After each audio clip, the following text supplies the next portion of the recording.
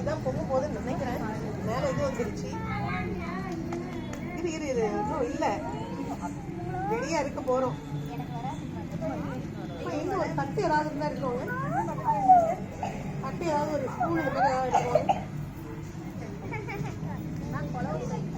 அப்படின்னா.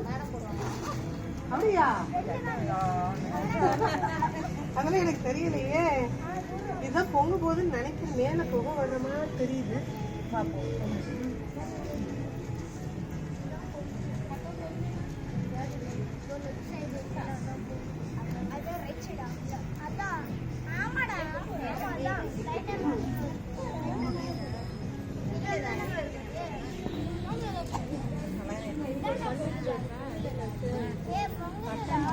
தட்டு தட்டு